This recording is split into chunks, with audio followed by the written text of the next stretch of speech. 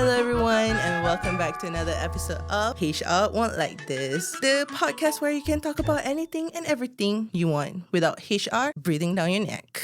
So, in today's episode, after about a month, I didn't post anything. We were thinking about probably let's try reading some Reddit stories because why not? So I have my iPad here. I now became an iPad kid. So let's start with the first story. Reddit stories number 1. From r Ask Reddit.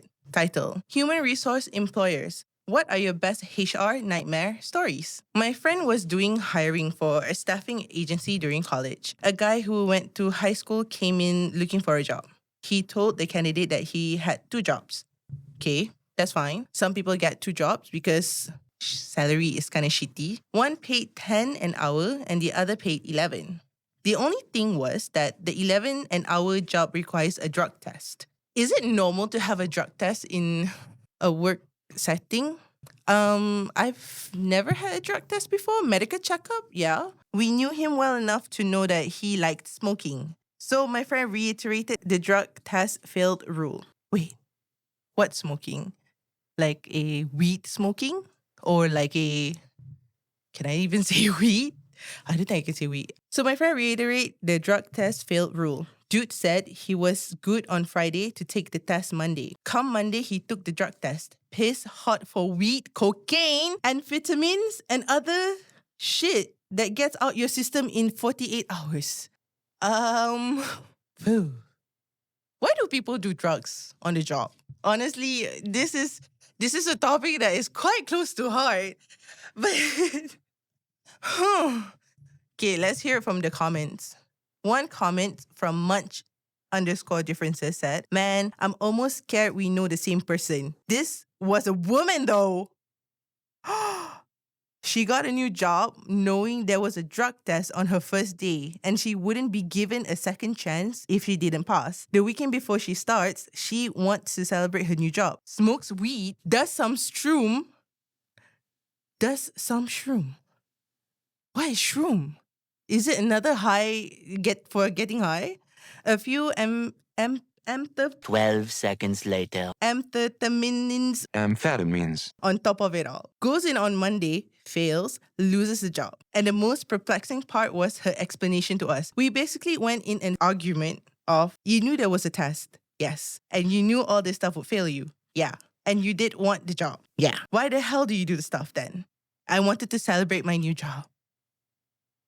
You know what? Sometimes, right, I just feel like celebrating your new job is fine, but taking drugs as a celebration is like kind of questionable thing to do, I guess.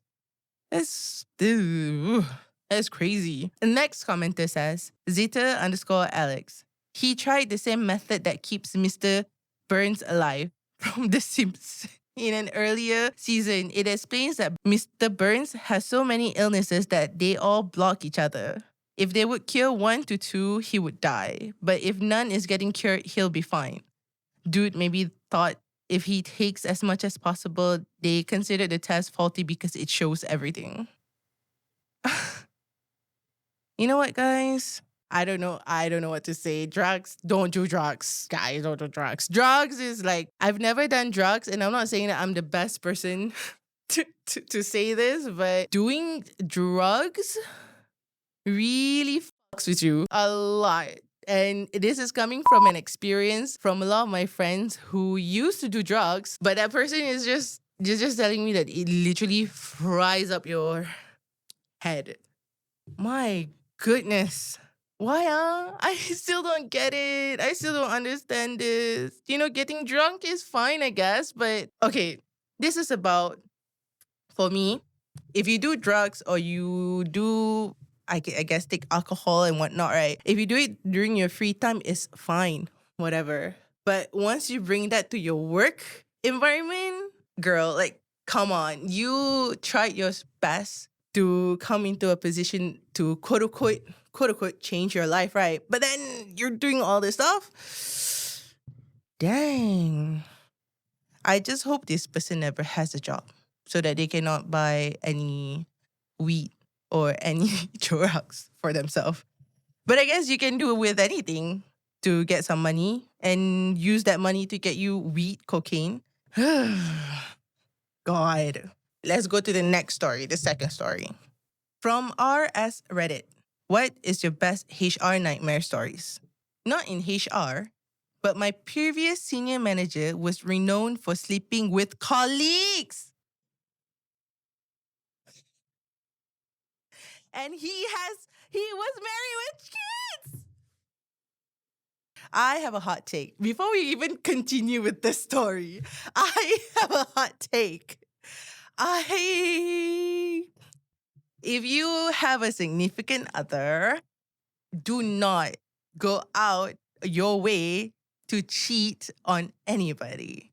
If you want to go and like have a rendezvous with another person who is not your partner, break up with them. Just break up with them. You're hurting them more than you're hurting yourself. And you're also hurting the other person. Don't. Like, make it make sense. And it's a senior manager sleeping with colleagues, okay? I'm so scared with this story. Before I started there, I remember seeing a huge banner plastered across a footbridge that everyone leaving work by car had to drive under to get to the motorway. I guess this is not in Malaysia because shit like this won't happen here. The sign said, Joe Bloggs, not actual name, cheating bastard. Win. Turns out he was cheating on his wife with a team leader from another department and was cheating on his mistress with another team leader.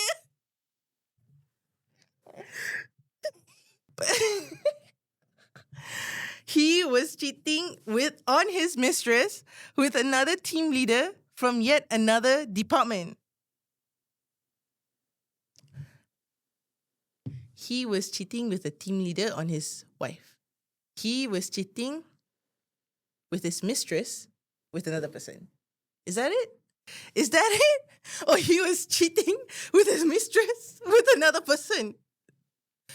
Some man has a lot of time on their hands, huh?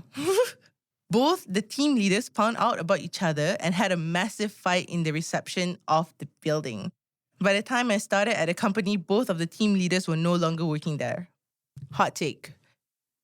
I don't know about you guys, but if you found out your significant other cheats, who would you attack first? Your significant other or the person that he was cheating with? In my golly honest opinion, I believe that I would attack my partner. Well, my ex-partner, I guess, by that time, because I do not tolerate with cheating.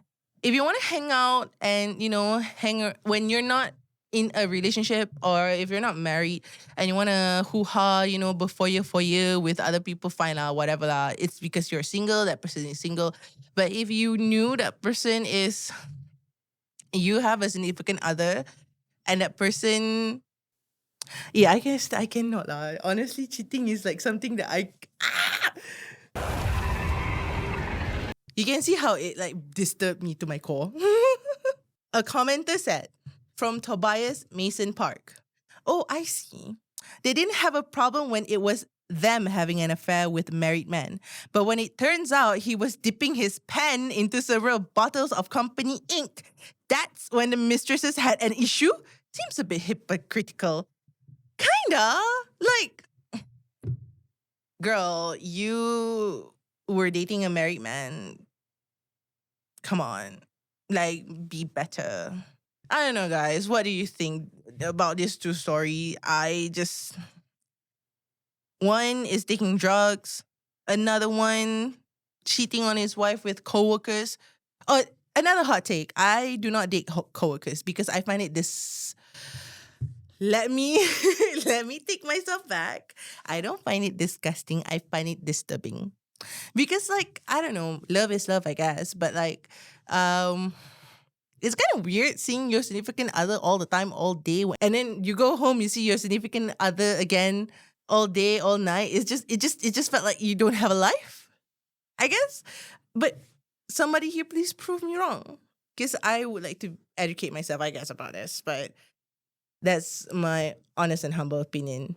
And there's probably have a little bit of truth at the back of it. So, do you guys like this format? This is kind of a new thing that we want to try and share you guys the stories about HR nightmare around the world through Reddit. If you guys have stories like this, please comment down below and maybe I would read it out here.